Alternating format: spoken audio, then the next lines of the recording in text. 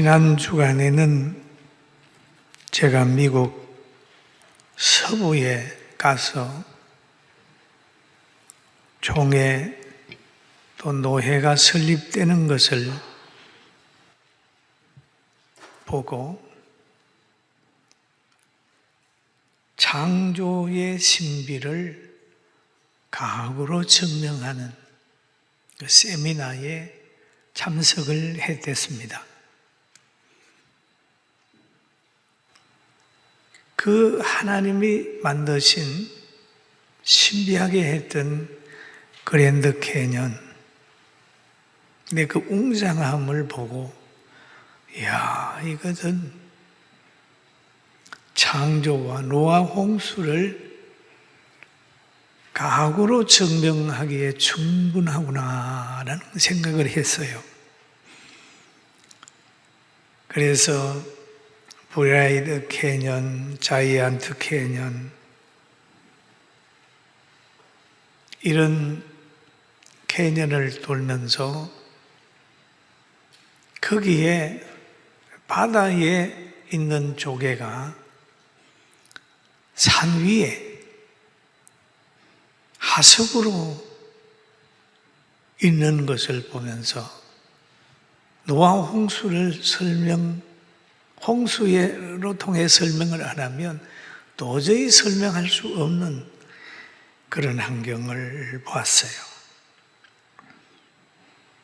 그리고 지나오다가 가장 화려한 라스베가스의 야간의 불빛을 보면서도 참 인간이 만드는 아름다움도 무시 못하겠구나, 그런 생각을 했습니다.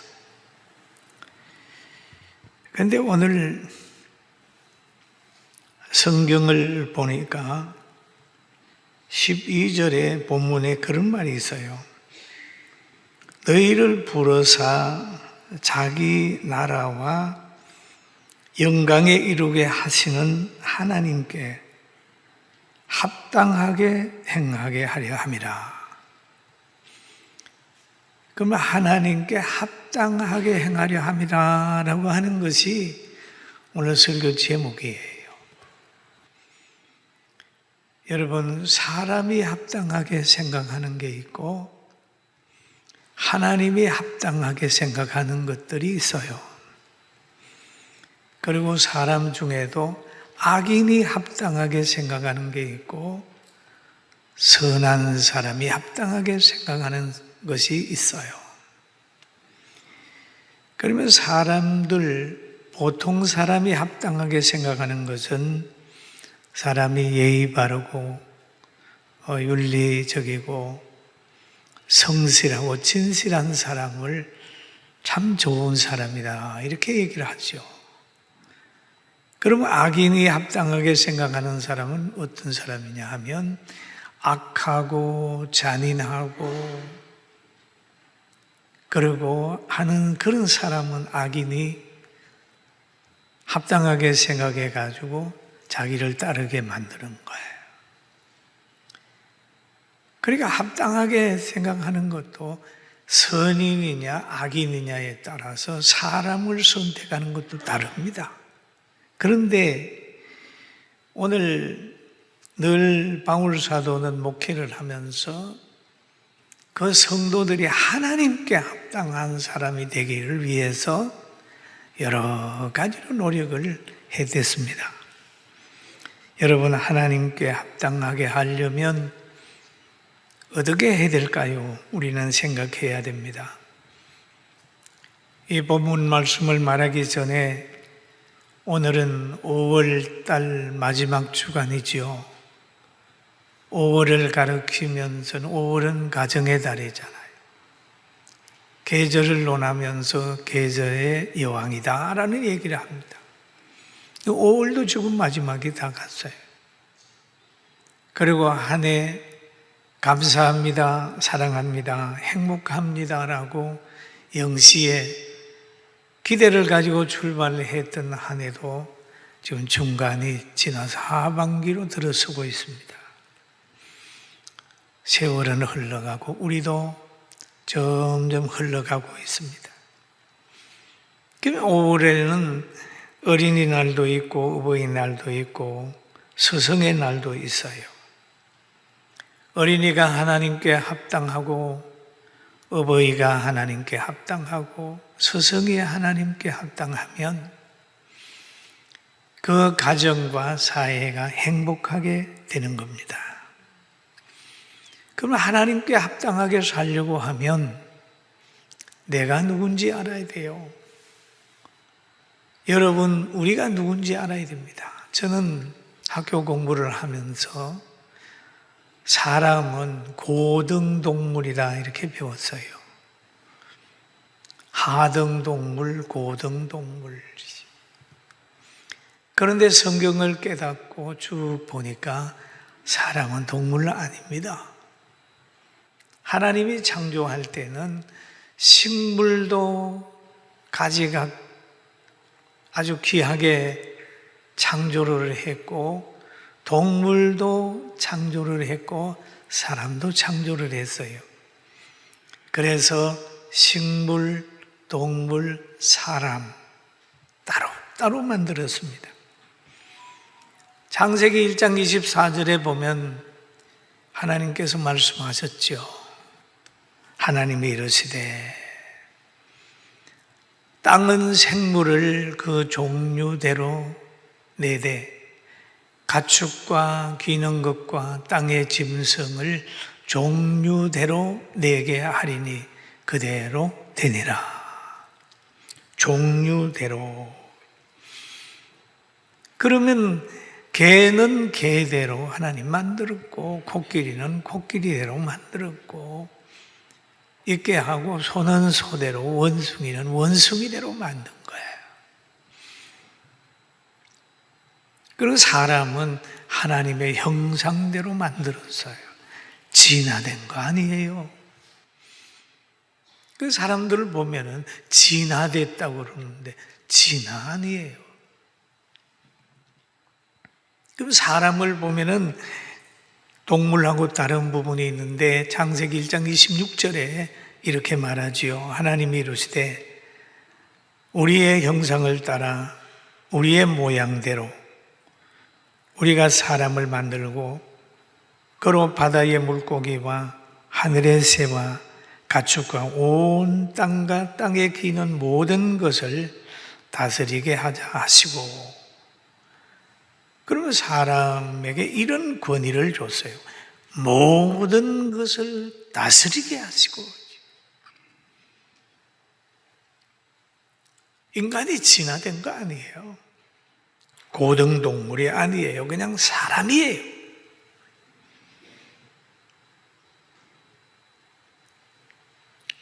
그러니까 우리는 자신이 누군지를 알아요. 사람이다.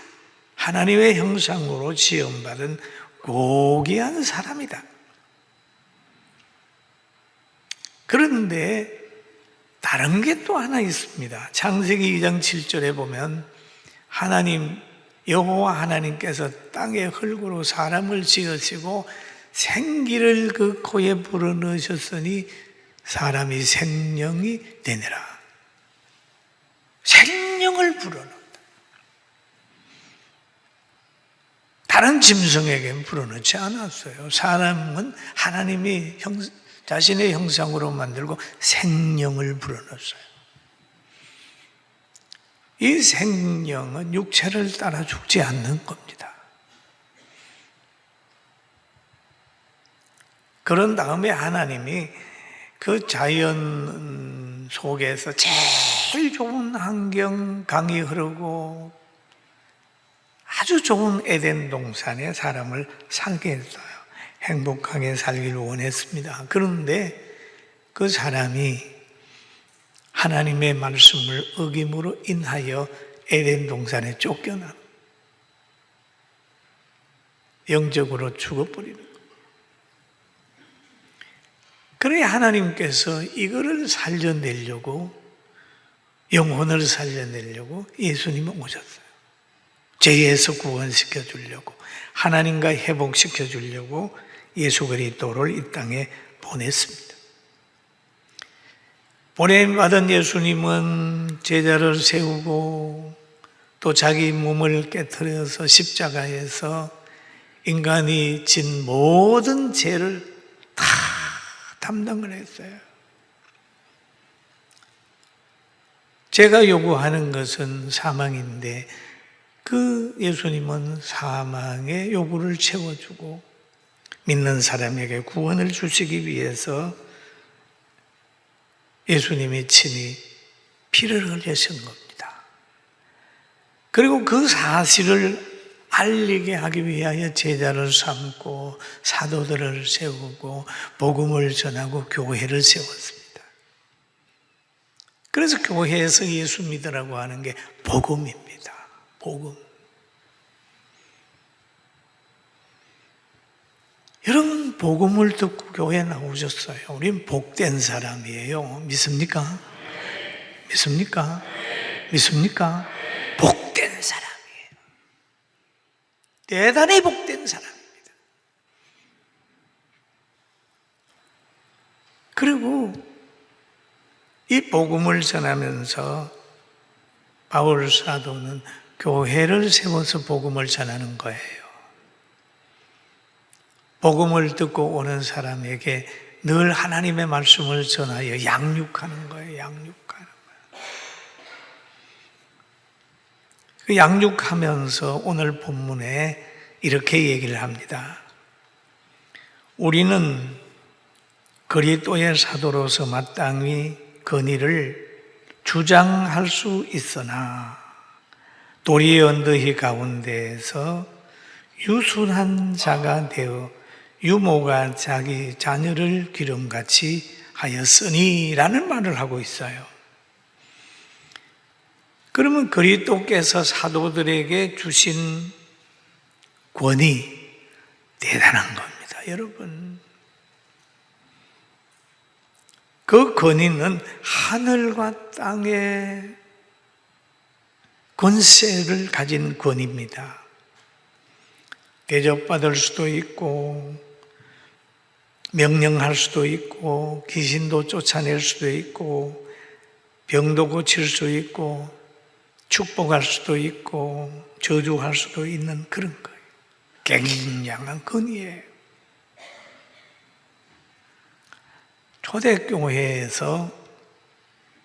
초대교회가 부흥할 때 아나니아와 삽비라가 베드로 앞에 거짓말을 했어요. 그럴 때 베드로가 아나니아와 삽비라를 책망하게 되니까 두 사람의 다 영혼이 떠나버려 죽었어요. 또 사도들이 보면은 귀신도 쫓아내고 병도 치료하는 능력이 있었습니다. 대단한 거예요. 그런데 예수님께서 마태복음 28장 18절에 보면 이런 말씀을 하셨어요. 예수께서 나와 말씀하여 이르시되 하늘과 땅의 모든 권세를 내게 주셨으니 그러므로 너희는 가서 모든 민족을 제자로 삼아 아버지와 아들과 성령의 이름으로 세례를 베풀고 내가 너희에게 분부한 모든 것을 가르쳐 지키게 하라. 볼지어다 내가 세상 끝날까지 너희와 항상 함께 있으리라. 그렇게 말씀한 부분이 있어요. 그럼 하나님이 사도들에게 주신 권세는 뭡니까? 하늘과 땅의 모든 권세를 줬는데 역시 바울 사도도 받았단 말이에요. 그런데 바울 사도는 그 권세, 그 권위를 주장하지 아니하고 다 양보하고 그 양육을 하는데 유순한 자가 되어, 유순한 자가 되어 유모가 자기 자녀를 기름과 같이 하였다. 여러분, 유모가 자기 자녀를 기를 때에 여러분 얼마나 헌신합니까? 얼마나 용납합니까? 그렇잖아요. 어머니들이 자녀 키우는 거 보면 참 헌신적이에요. 눈물겹도록 헌신적이에요. 그렇게 헌신적으로 했다. 왜 그랬느냐 하는 거죠. 그 이유가 있어요. 8절에 보면 잘 설명해 놓고 있습니다. 우리가 이같이 너희를 사모하여 하나님의 복음뿐 아니라 우리의 목숨까지도 너희에게 주기를 기뻐하면 너희가 우리의 사랑하는 자 됨이라.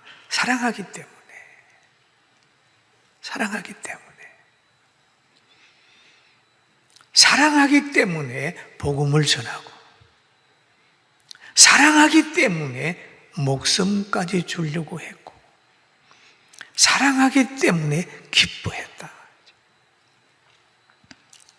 사랑의 동기에서 행하는 것은 후회가 없어요.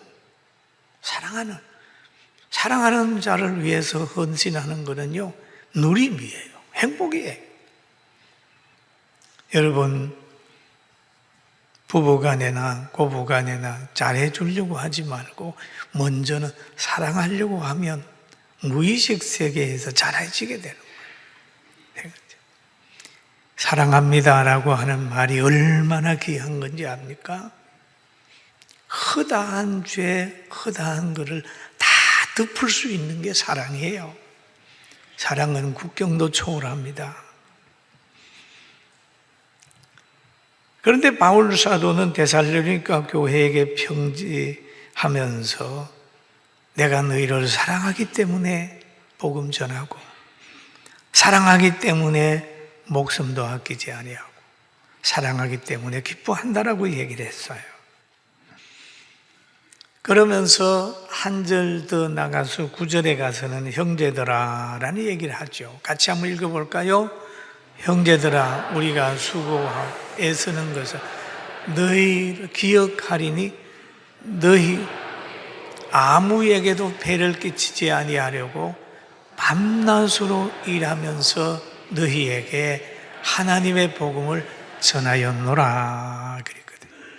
복음을 전하면서 뭔가를 요구하지 않았어요. 물질도 요구하지 않았고 권위도 명예도 요구하지 않았고 밤낮으로 일하면서 자기의 경제력을 가지고 계속해서 복음을 전했어요. 수고와 애쓰는 것을 너희가 기억했다. 수고와 애쓰는 삶이 있었다. 사랑하기 때문에. 여러분 부모님들이 자녀를 위하여 수고하는 거 보세요. 수고와 애쓰는 삶이 그 자녀에게. 교회도 보면은 수고하고 애쓰는 삶이 있을 때 성도들이 환하게 웃을 수 있어요. 그리고 바울 사도는 데살로니가 교회에 짐이 되지 않으려고 선교하고 목회하면서 밤낮으로 일을 하면서 복음을 전했다. 그렇게 지금 오늘 성경이 말하고 있죠. 그런데 신령한 가정이, 여러분 육체의 가정이나 신령한 가정 교회나 간에 헌신하는 사람이 없으면 되지 않아요. 바울 사도는 갈라디아 4장 19절에 보니까 그 교회에 대한 얘기를 하고 있습니다. 나의 자녀들아, 너희 속에 그리스도의 형상이 이루어지기까지 다시 너희를 위하여 해산하는 수고를 하노니 그랬습니다. 그냥 복음을 전하는 거 설적설적 하는 게 아니라 그리스도의 형상, 그리스도의 인격, 그리스도를 따라가게 하기 위해서는 해산의 고통을 한다는 거예요. 여러분의 해산의 고통이 얼마나 힘듭니까? 저는 우리 여전도 회원들 해산의 고통을 얘기하는 거 보면 이야, 참 대단하다 라는 생각을 하기도 합니다. 가정도 해산의 고통을 자원할 때 유지되고 건강해지고 미래가 있어요. 해산의 고통을 피해버리면 나중에 5년, 10년, 20년 후에 가면, 100년 후에 가면 그 가문이 없어지잖아요. 해산의 고통을 국민들이 안 하면 그 나라도 없어질 거예요. 신령한 가족도 마찬가지, 교회도 해산의 고통을 하지 않으면, 전도하지 않으면 그 교회도 쇠퇴되고 나중에 가면 성도들이 없어져요. 그래서 바울 사도는 고린도 교회, 고린도전서 4장 15절에 보면 이렇게 얘기를 합니다. 그리스도 안에 1만 서성이 있어되 그리스도 안에서 가르치려고 하는 사람이 많죠. 그러나 아비는 많지 아니하니, 아비는 많지 아니하니 그리스도 예수 안에서 복음으로서 너희를 낳았음이라. 복음으로 너희를 낳았음이라. 복음으로 놓는 사람이 있을 때 그 가정들이 유지가 되죠. 교회도 복음으로 출생하는 사람이 있을 때 교회가 유지가 되고 생명력이 더해지는 거잖아요. 우리는 우리 교회 역사에 헌신한 사람이 많이 있습니다. 우리 성민은혜도 헌신하는 사람이 있어요. 여러분 가정에도 헌신하는 분이 계십니다.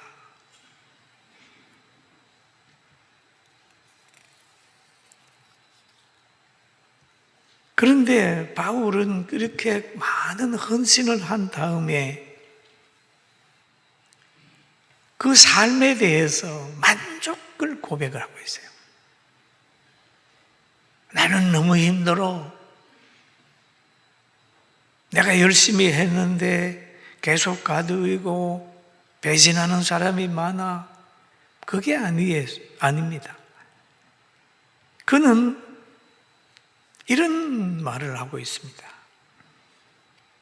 항상 기뻐해라.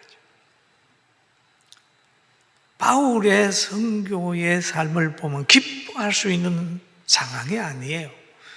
가는 곳곳마다 배척을 당하게 되고 감옥에 가기도 하고 매도 맞기도 했는데 그는 말하기를 항상 기뻐해라. 쉬지 말고 기도해라. 범사에 감사하라. 이는 그리스도 예수 안에서 너희를 향하신 하나님의 뜻이다 라는 고백을 하고 있습니다. 여러분, 우리 항상 감사하고 사랑의 하나님께서 주시는 환경은 실패하는 것 같지만 더 나은 세계를 만들어준다는 걸 믿게 되기를 주의 이름으로 축원합니다. 마찬가지예요. 예수님의 가신 발걸음도 보면 십자가에 단 다음에 자기들이 승리한 줄 알고 그랬지만은 부활이라고 하는 게 있기 때문에 오히려 사망이 사망되고 생명이 사망을 삼키는 그런 사건이 일어나지 않습니까? 그럼 여기에 보면 감사만 있는 삶이 신자의 삶이다. 기쁨과 감사는 바른 관점이 있을 때 유지되는 거예요.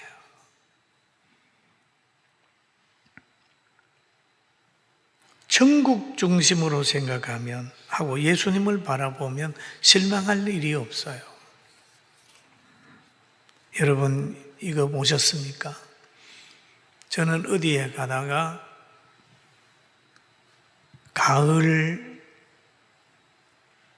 늦가을에 포도 수확을 한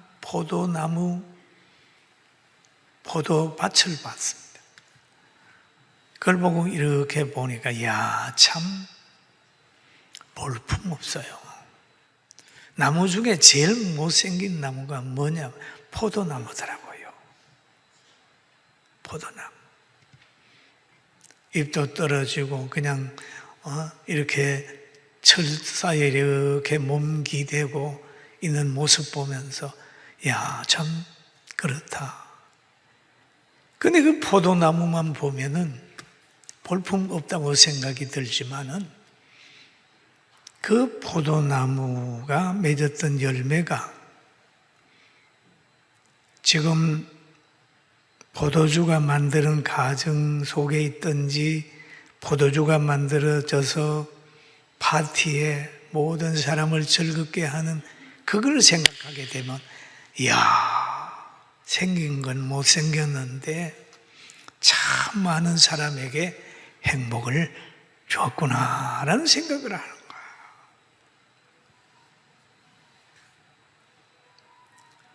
그리고 눈 덮인 포도밭을 보면서도 짜증하지 않는 것, 야, 그래, 내년 봄에는 여기에 싹이 나서 다시 포도를 열겠지 생각하면 기대가 되는 거죠.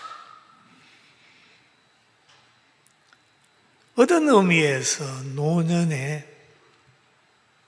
요양원에서 누워 계신 어른들을 보면 수확한 포도나무, 포도밭 같아요. 그렇잖아요. 볼품 없어요.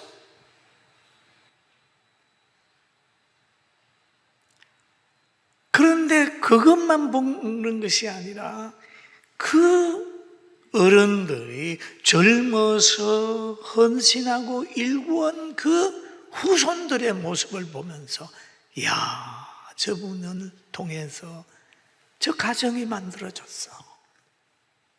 너무 귀해. 라고 하는 시각을 가지고 어른들을 보면요, 그렇게 존경해 갈 수가 없어요. 존경해 가요. 너무 귀하지 않습니까? 그 눈이 없으면 그냥 수확한 포도나무 밭을 보고 에이, 쓸모없네, 이렇게 되는 거죠. 여러분, 사건을 볼 때라도 현장만 보지 말고 현실만 보지 말고 가그를 보는 눈도 가지게 되기를 주의 이름으로 축원합니다. 축원합니다. 제가 오늘 아침에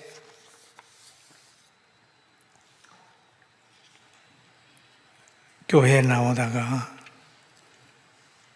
현충의 달에 대한 글을 한번 써봤어요.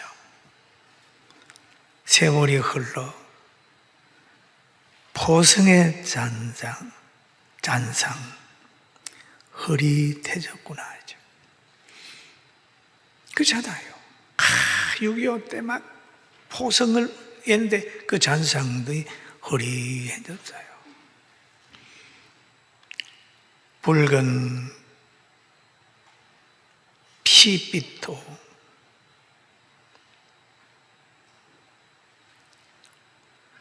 묽어졌어요.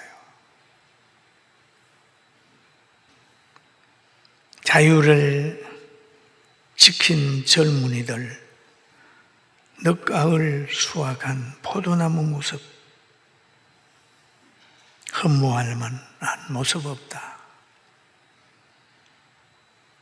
꾹꾹묘지 비석은 외로움에 있기를 안고 노병은 기력이 새 육체가 짐이 되어 새 발로 걷는구나.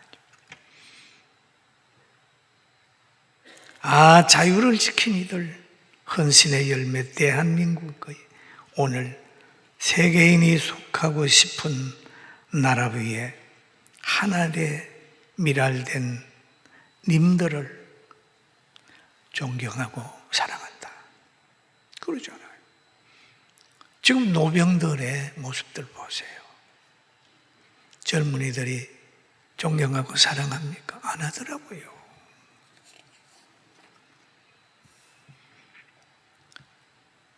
우리는 그리고 연세 많이 드신 분들을 보면서도 그분들이 갈 천국을 바라보면 불쌍하지 않아요. 복음을 전한다면 그래, 먼저 가세요. 따라갈게요. 그 예수님을 믿는 믿음을 가지고 있는 분들은 불쌍한 분들 아니에요, 여러분. 안 믿고 길을 잃어버리고 임종 직전에 나 잡아주세요. 눈을 부릅뜨고 아무 승친 사람이 아니라 예수 그리스도를 만난 이들 보세요. 잠자는 것처럼 환하게 웃으면서 간다.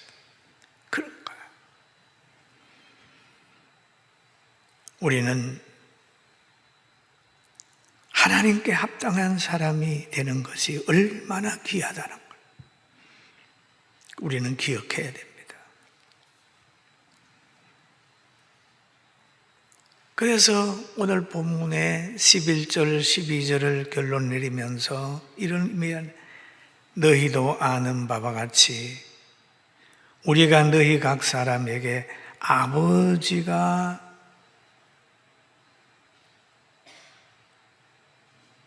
자녀에게 하듯 그렇게 아버지가 자녀에게 하듯 우리가 가장 중요한 건 부모와 자녀의 관계가 조건 없이 사랑하는 1번지입니다. 아버지가 자녀에게 하듯 근면하고 위로하고 경계하노니 세 가지거든. 그게 바울 사도가 아버지의 마음으로 했다는 거예요. 그러면서 목표가 뭐냐 하면 너희를 부르사 자기 나라와 영광에 이루게 하시는 자기 나라와 영광에 이루게 하시는 하나님께 합당하게 행하게 하려 합니다. 바로 목표가 큰 사장이 아니고 대단한 것이 아니라 하나님께 합당하게 한다. 그게 목회자의 목표예요. 교회의 목표예요. 성도들이 하나님께 합당하게, 하나님께 찬양하게, 성령의 감동을 받아 살게 하는 것이 하나의 목회의 제일 중요한 목표입니다. 지식과 생각과 사물을 보는 관점도 하나님께 합당한 자가 되면 어떻게 될까요?